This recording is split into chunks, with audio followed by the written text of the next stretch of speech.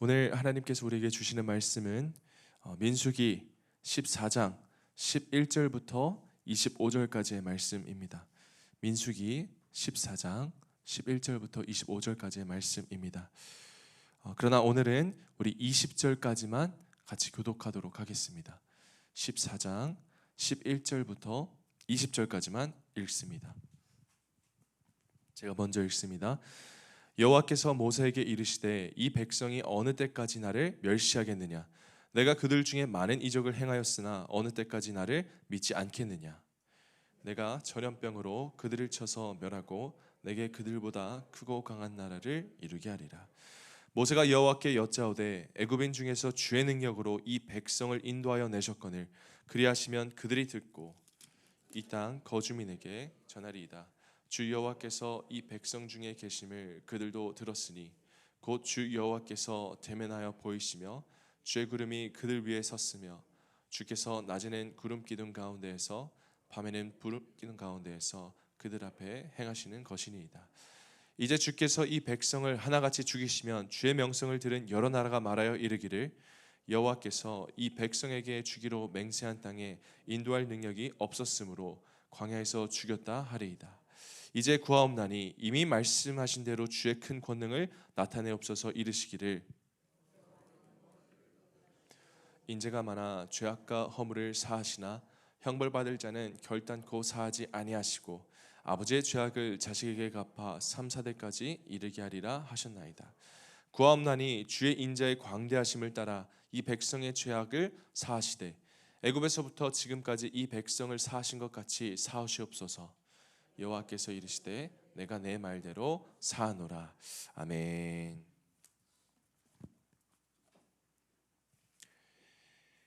패역한 이스라엘을 향해 하나님이 깊이 진노하십니다.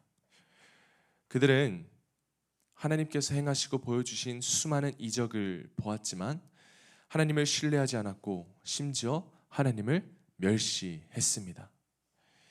하나님이 얼마나 답답하셨으면 어느 때까지, 그러니까 내가 언제까지라는 이 표현을 반복하시면서 탄식을 하셨을까요?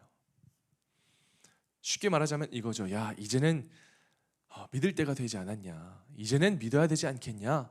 라면서 주님께서 탄식을 하십니다. 사실 이때 이 역사적 배경을 보고 우리가 조금 알아야 될 게 있는데요. 고대 전쟁에서, 그러니까 고대 민족 간의 전쟁에서는 사실 이것은 신들의 전쟁이었습니다. 무슨 의미냐면 고대 전쟁에서는 단순히 나라끼리 싸우는 게 아닙니다. 그 시대 사람들은 이 전쟁이라는 행위 자체를 신들의 전쟁이라고 생각을 했습니다. 신들의 대결이라고 여겼던 것이죠. 그래서 전쟁에서 어떤 나라가 이기든 그것은 그 나라만 이기는 것뿐만이 아니라 그 나라가 섬기는 그 신이 이긴다는 것을 의미했습니다. 이스라엘 백성이 가나안을 정탐한 후에 이렇게 말을 합니다. 우린 저 사람들과 싸울 수가 없습니다.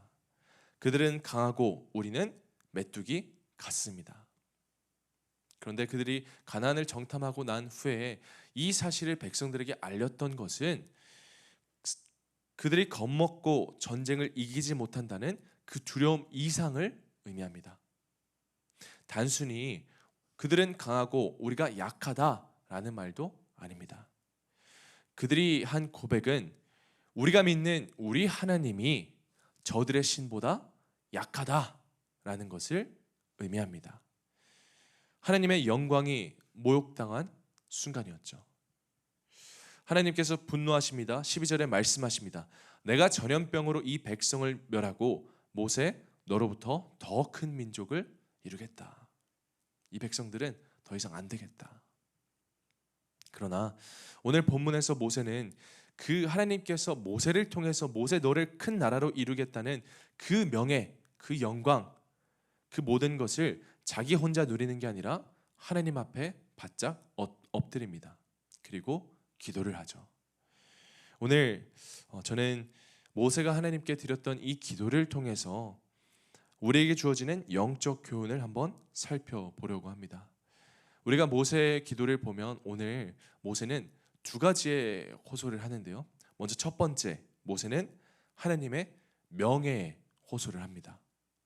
13절부터 16절의 내용을 보면 만약 하나님이 백성들을 멸하면 애굽 사람들이 들으면 뭐라고 하시겠습니까?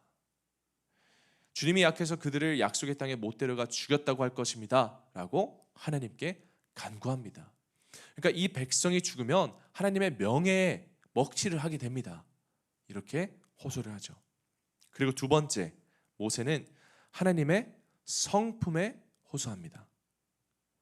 18절에 여호와는 노하기를 더디하시고 인재가 많아 죄악과 허물을 사하시나 형벌받을 자는 결단코 사하지 아니하시고 아버지의 죄악을 자식에게 갚아 3, 4대까지 이르게 하리라 하셨나이다.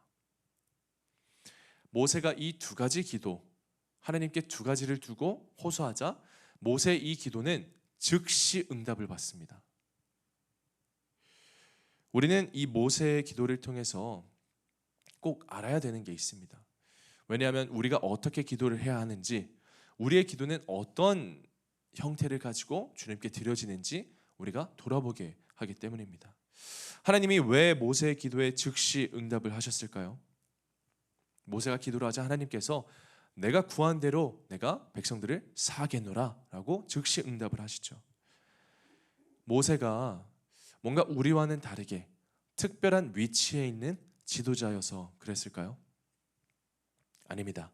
모세는 하나님의 마음을 아는 자였습니다.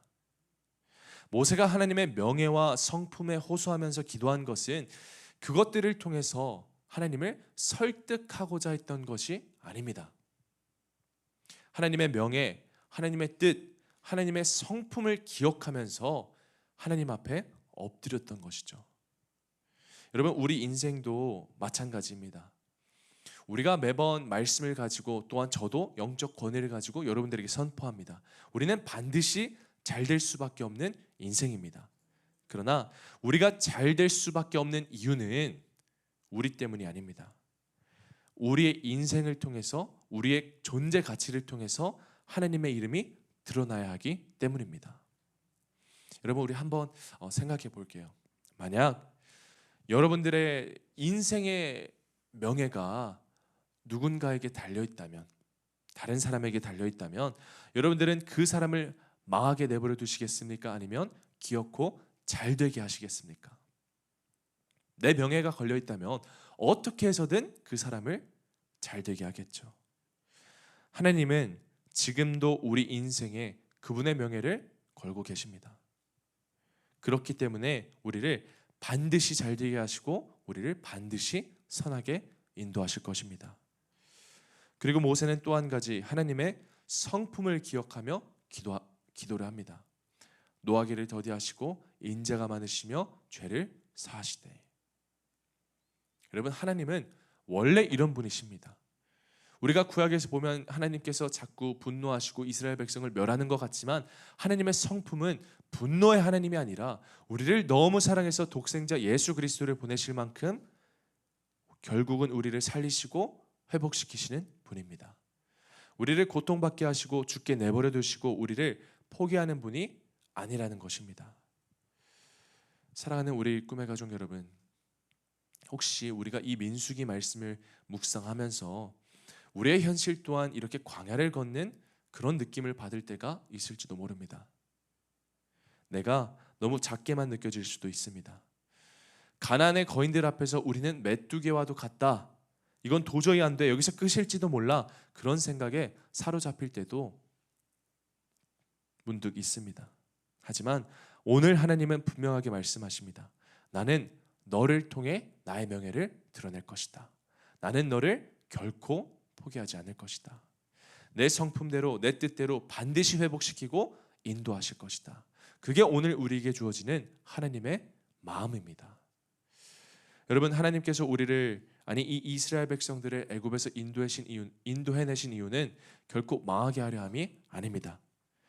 끝까지 함께 하시고 결국은 약속하신 땅으로 이끄시려는 것입니다.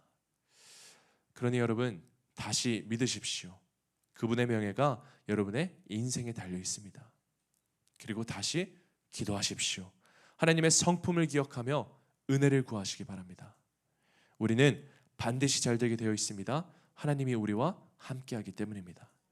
그래서 오늘 우리가 같이 말씀 생각하면서 기도하실 때 이 두 가지를 두고 한번 기도해 보십시오. 여러분들의 삶의 가치는 하나님의 영광이 드러나는 그런 삶입니다. 하나님의 명예를 두고 기도하시고 그분의 성품을 기억하며 기도했으면 좋겠습니다. 그러면 주님이 반드시 응답하실 것입니다. 우리 이 말씀 기억하며 같이 기도하겠습니다. 살아계신 아버지 하나님, 우리 인생은 주님께서 독생자 예수 그리스도를 보내신 만큼 예수님 자리로 귀한 인생이니 주님이 하시고자 하는 그 모든 일들을 우리 삶 가운데 이루어지게 하여 주시옵고 우리 삶을 통하여 오직 하나님의 영광이 드러나고 또한 하나님의 사랑이 드러나는 그런 인생이 되게 하여 주시옵소서. 우리의 가치는 내가 스스로 정하는 것이 아니라 나의 상황과 환경이 정하는 것이 아니라 오직 아버지 하나님께 달려있으니 오늘도 내 인생의 모든 주권을 주님께 맡겨드리며 살아가기를 간절히 원합니다. 주님, 주님이 원하시는 만큼 나를 사용하여 주시옵고 주님의 뜻이 드러나고 주님의 영광이 드러나며 주님의 성품이 나의 인격이 되는 그런 하루가 다 되게 하여 주시옵소서. 반드시 잘 될 수밖에 없는 인생 주님이 함께 하시니 오늘도 담대함과 굳건함으로 나아가게 하여 주시옵소서. 감사드리며 이 모든 말씀 살아계신 예수 그리스도의 이름으로 기도합니다. 아멘. 오늘도 각자 기도하시다가 자유롭게 돌아가시겠습니다.